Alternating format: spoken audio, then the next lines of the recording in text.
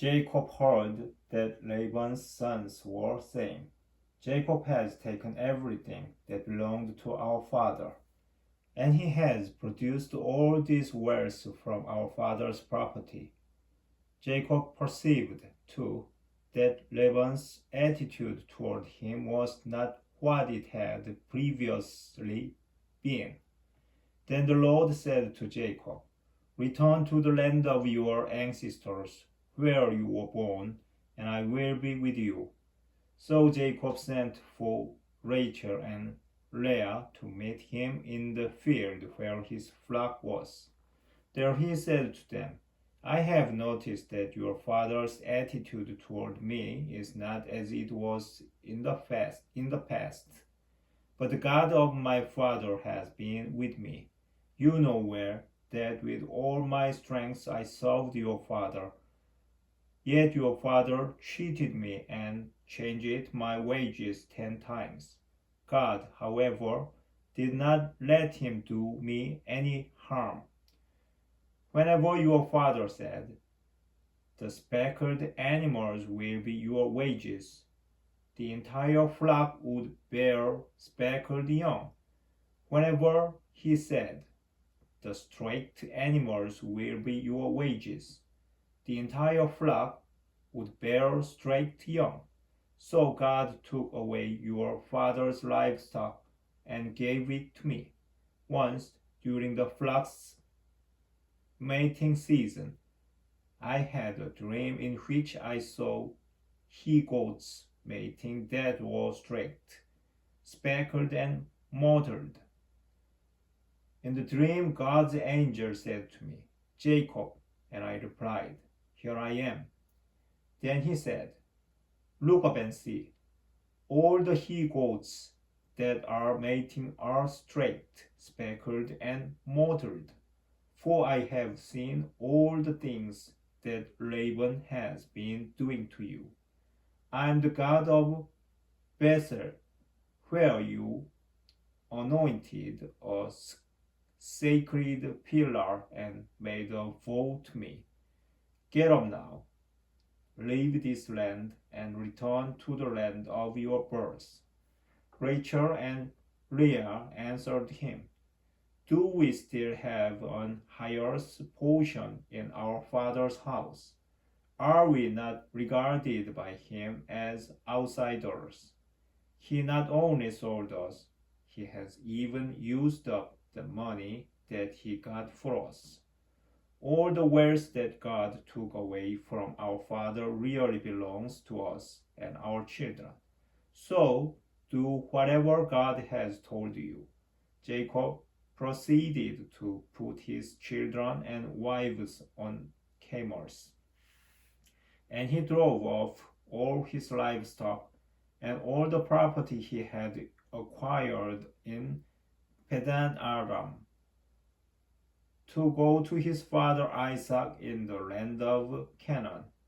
Now Laban was away shearing his sheep, and Rachel had stolen her father's household images. Jacob had hoodwinked Laban the Aramean by not telling him that he was going to flee.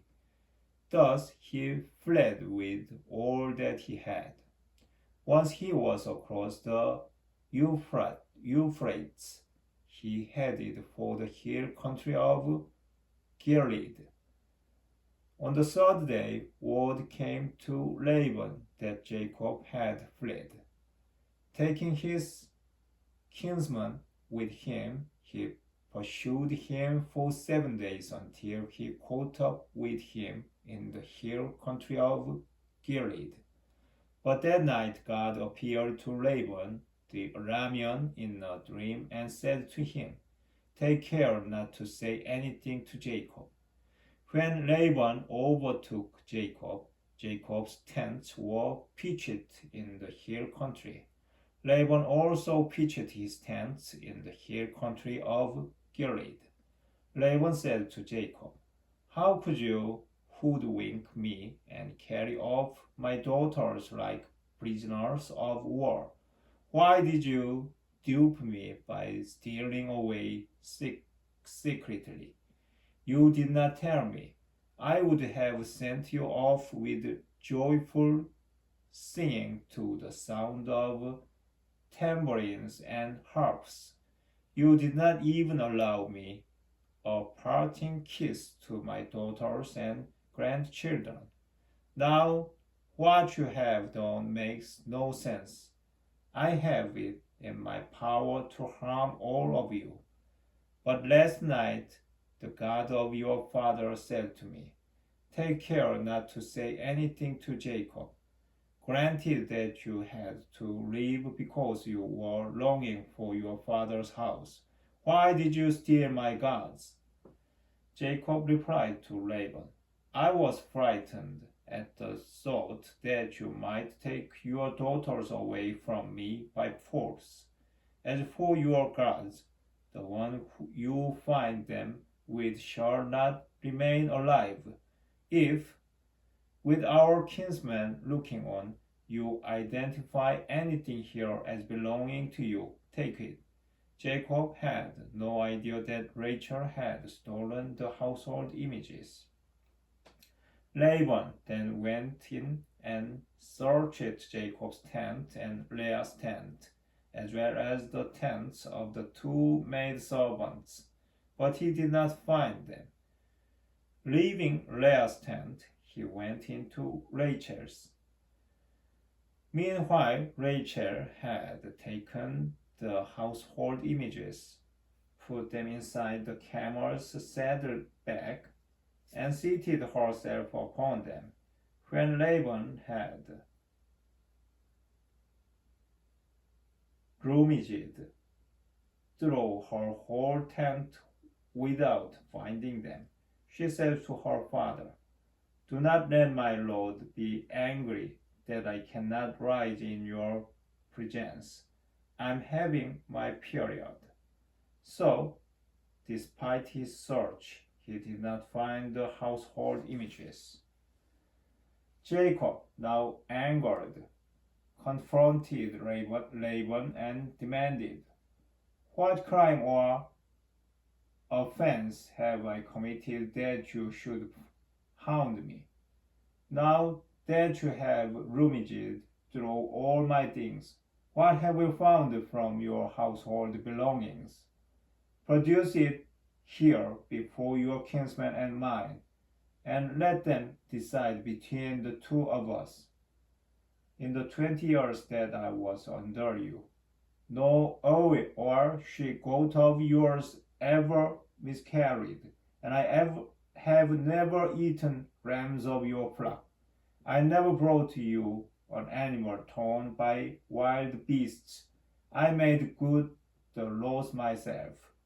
You held me responsible for anything stolen by day or night. Often the scorching heat devoured me by day, and the frost by night, while sleep fled from my eyes.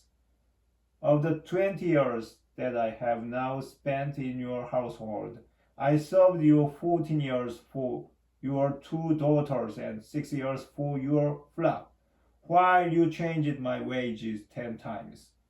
If the God of my father, the God of Abraham and the fear of Isaac, I have not been on my side, you would now have sent me away empty-handed. But God saw my plight and the fruits of my toil, and last night he reproached you. Laban replied to Jacob, the daughters are mine, their children are mine, and the flocks are mine. Everything you see belongs to me. What can I do now for my own daughters and for the children they have borne? Come, now let us make a covenant, you and I, and it will be a treaty between you and me. Then Jacob took a stone and set it up as a sacred pillar. Jacob said to his kinsmen, gather stones. So they got stones and made a mound, and they ate there at the mound. Laban called it Jegar Shehar-dutha, but Jacob called it Galid. Laban said, "This mound will be a witness from now on between you and me." That is why it was named Galid, and also Mizpah, for he said, "May the Lord keep watch between you and me when we are out of each other's sight. If you mistreat my daughters, or take other wives beside my daughters, know that even though no one else is there, God will be a witness between you and me." Laban said further to Jacob, "Here is this mound, and here is the sacred pillar that I have set up between you and me. This mound will be a witness, and this sacred pillar will be a witness that, with hostile intent, I may not pass beyond this mound into your territory, nor may you pass beyond it into mine. May the God of Abraham and the God of Nahor, the God of their father, judge between us." Jacob took the oath by the fear of his father Isaac. He then offered a sacrifice on the mountain and invited his kinsmen to share in the meal. When they had eaten, they passed the night on the mountain.